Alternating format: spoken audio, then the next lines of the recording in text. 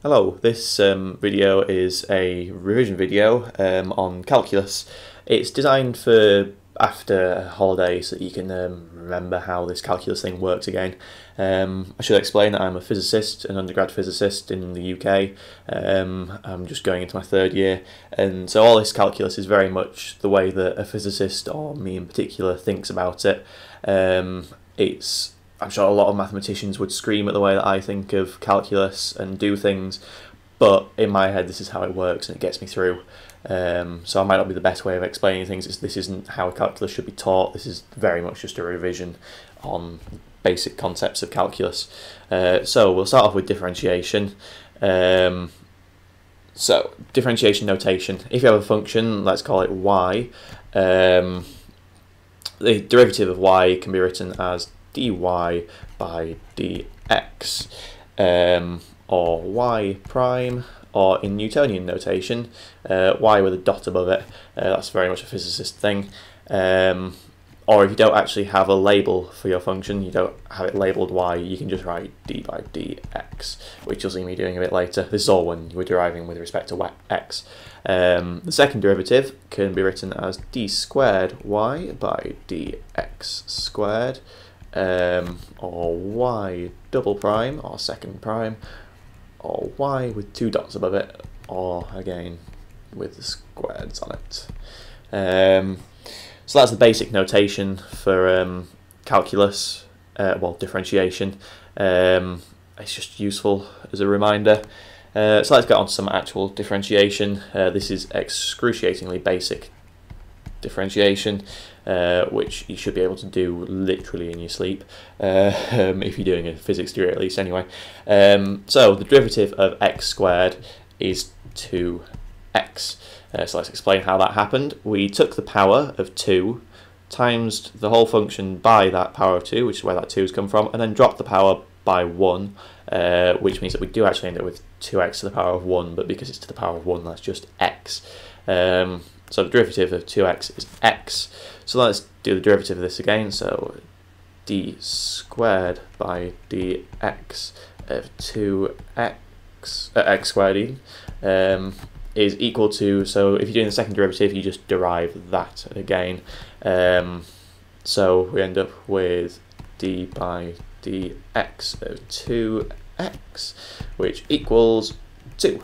So again, we've taken this 2x to the power of 1, times it all by 1, and then subtract 1 from the power, which gives us 2 times 1 times x to the power of 0, where x to the power of 0, anything to the power of 0 is 1, which equals 2 times 1, which equals, funnily enough, 2.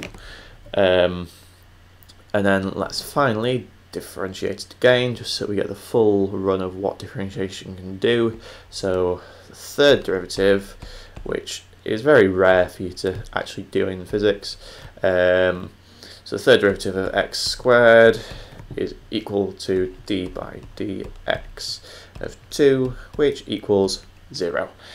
So that is very basic differentiation, the most basic sort you can get. That's probably the most basic of any differentiation, any example I could have chosen. So let's go on to something a little bit more complicated, another tool in your toolbox, which is the product rule.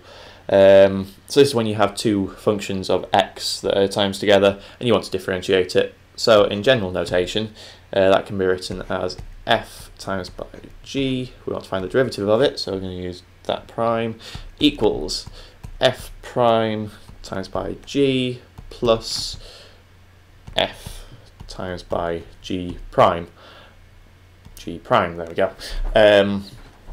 So this means that the derivative of the whole function is equal to the derivative of the first half times by the second half plus the first half times the derivative of the second half.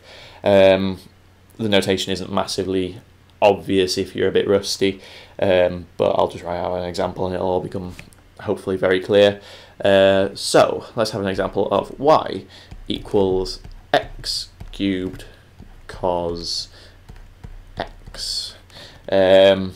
So to make it easier, we'll write out what f is. So f is x cubed and g is cos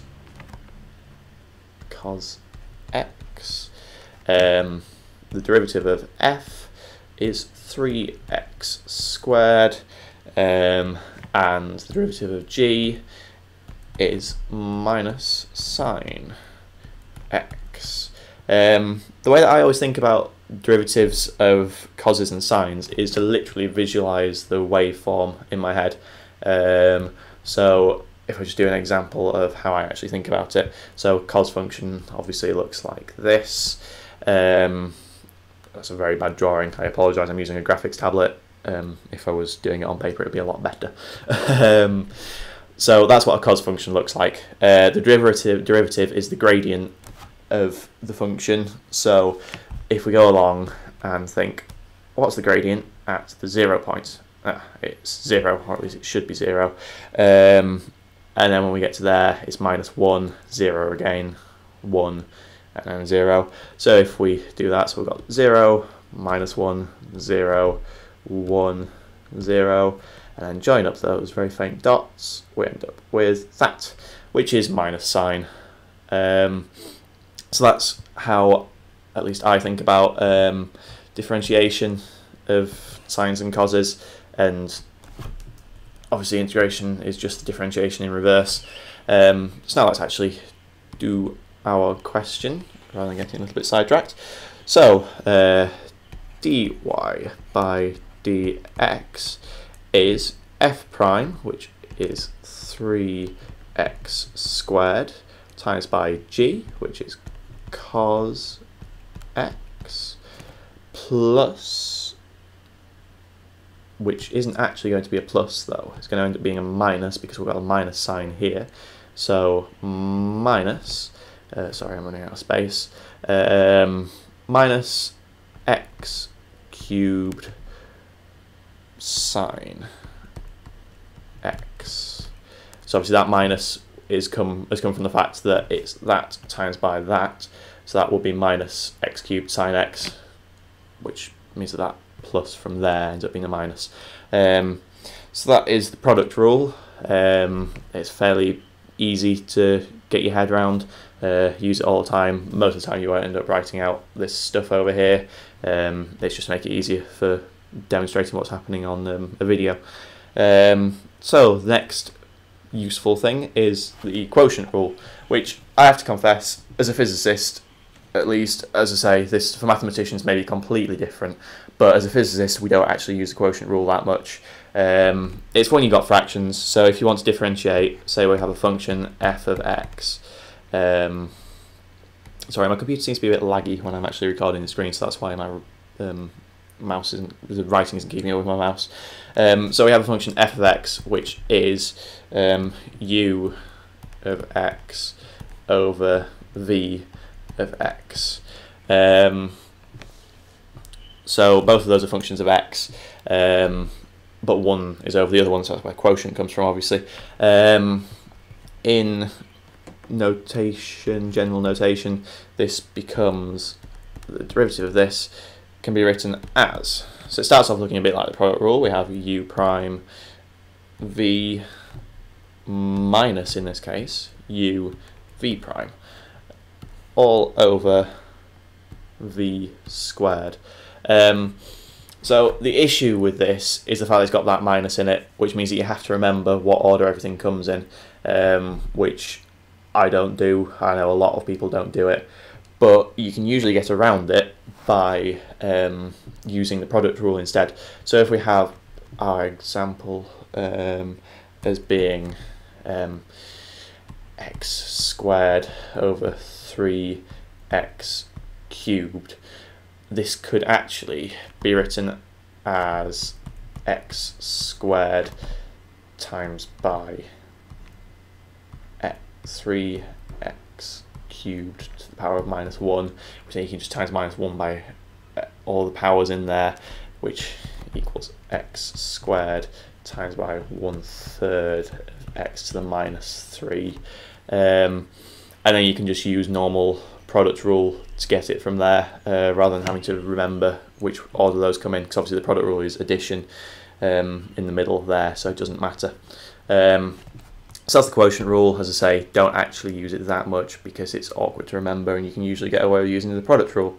So the last part of differentiation is the chain rule. Now, I have to confess, the general notation for this doesn't make a massive amount of sense to me personally, but I'll write it down because it might be one of those things that is helpful for some people.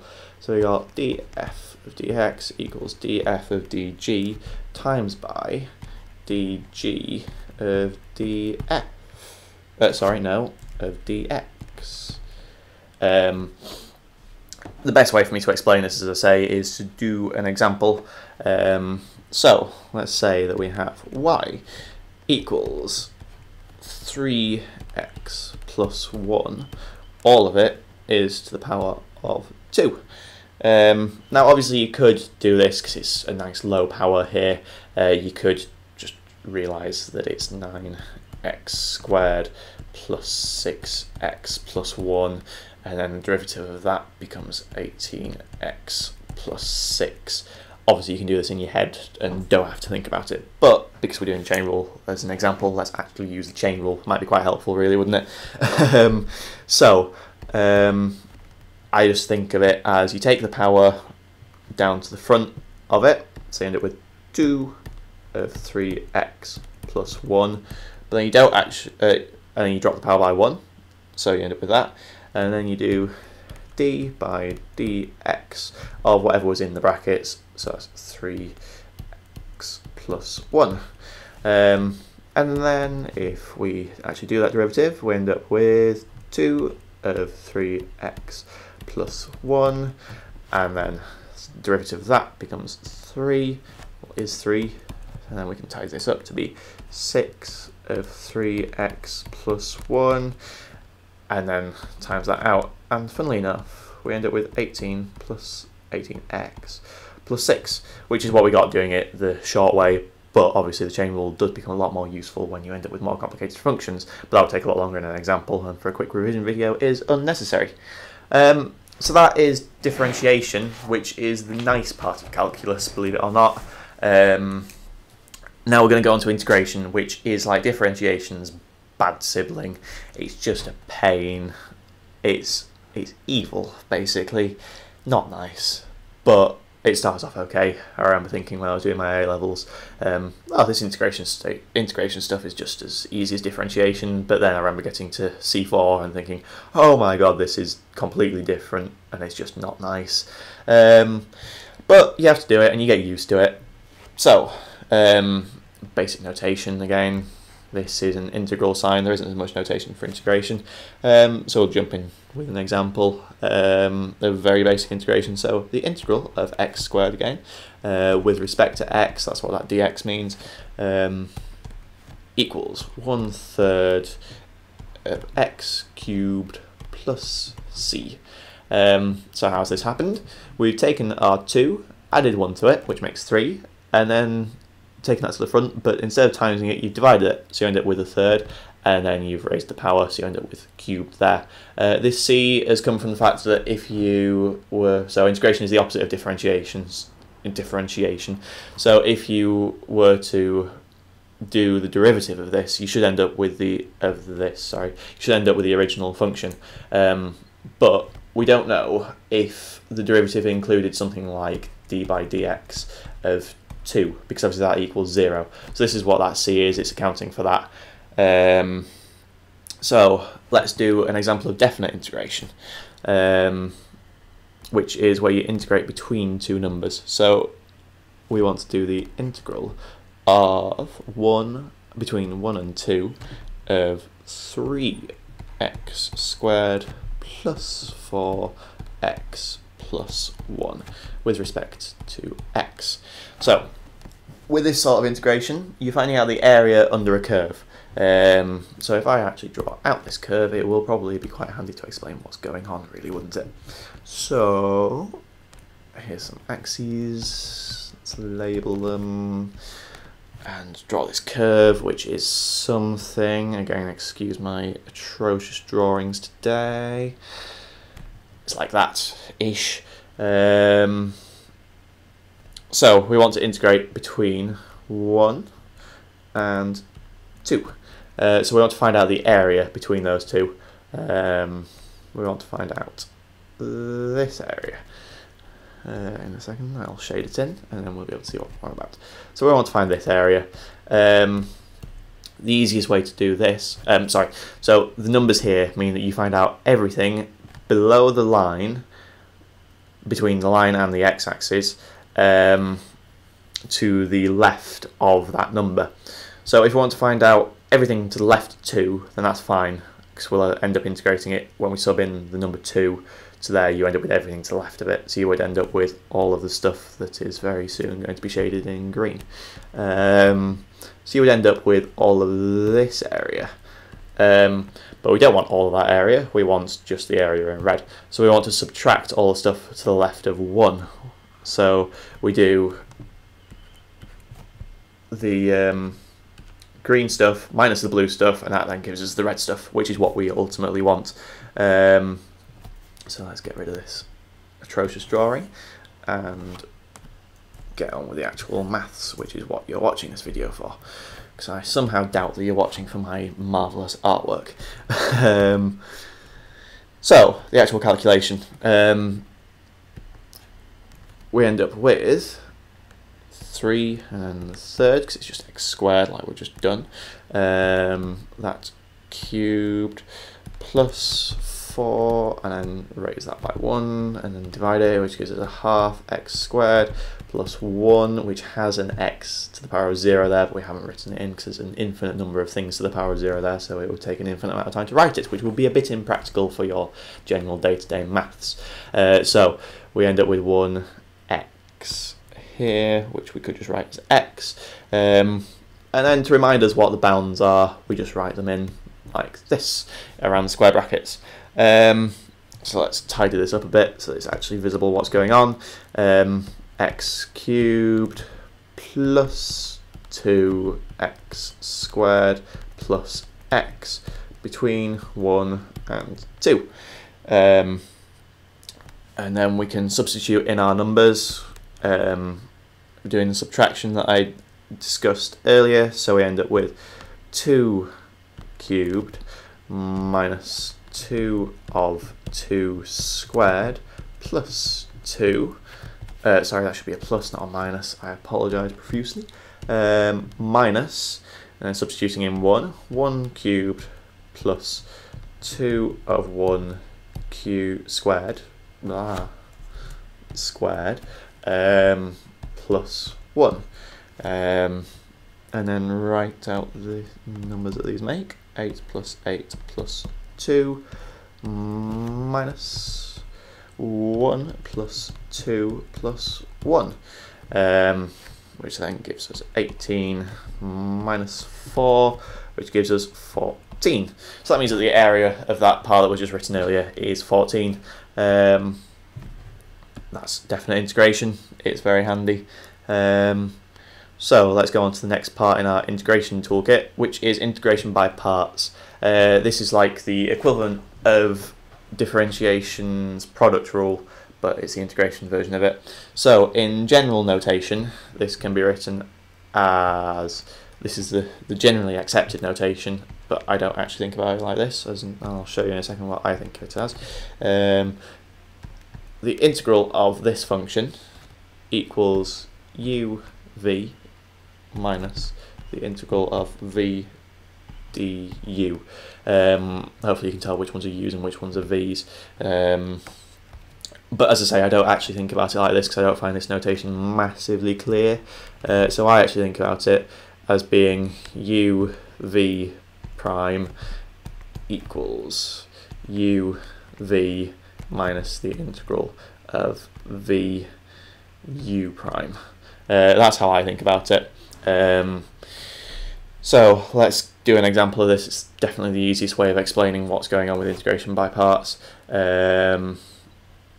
So we want I, which is our integral, equals, let's use the same example as we did earlier, x cubed cos x. Okay, so in the same way as we did with the product rule, we're going to write out u and v, to make it easier. So we have u equals x cubed, and then u prime equals 3x squared dx, and then v prime equals cos x dx, and v equals sine x. It just comes with practice knowing which one you want to have as u and which one you want to have as v. There's usually an easier way to do it, or a way that will actually get you to the answer, and you just get used to it. So then let's plug that into our formula. So we end up with x cubed sine of x minus the integral of 3x squared sine x. We can take that 3 out in front of the integral even. 3x cubed sine of x minus 3 times the integral of x squared sine of x. And again, it's not a particularly easy integral, this one, to just do in your head without using integration by parts. So we have to do it again. Unfortunately, this can happen with parts, that you just end up going around and around in circles almost, till you end up with the correct answer. Well, it's not going around in circles, it's just doing it over and over again. So let's use different letters this time, just because we can. X squared, f prime equals 2x dx, g prime equals sine of x, which means that g equals negative of cos x. And then again, we just plug it into the equation, which gives us x cubed sine x, because this is all just left from here, minus 3, and then let's bung it in brackets just so we know what's going on. We end up with minus x squared cos of x minus the integral of minus 2x cos x. I should have said earlier, I don't actually remember where the u's and v's go in the formula. I just remember that it's two things minus the integral of two other things, and I remember the shape that they make when you write out the grid of your derivative and your integral. So I remember that it goes so diagonally down and then across to the bottom. It's just the way that I remember it. Might not help you, but it might help some people. So that can be written as x cubed sine x minus 3x squared cos x minus 6 times the integral of x cos x, which once again isn't a particularly pleasant integral. So let's write out a grid of things again. Let me just find out where we are in my notes. Here we go. So we want again f equals x, f prime equals dx, sorry, f prime equals dx, g prime equals cos of x dx, and g equals the integral of that, which is sine of x. And once again, we plug it into our formula. So it's that one times that one minus the integral of that one times that one. So we end up with all the stuff from before, x cubed sine x plus, sorry, that should be a plus up there as well, and there, whoopsie daisy, plus 3x squared cos of x plus 6 of the whole integral there, which again, plugging into the parts formula, ends up with x sine of x minus the integral of sine x dx, which finally is a nice integral that we can do without using integration by parts. Hooray!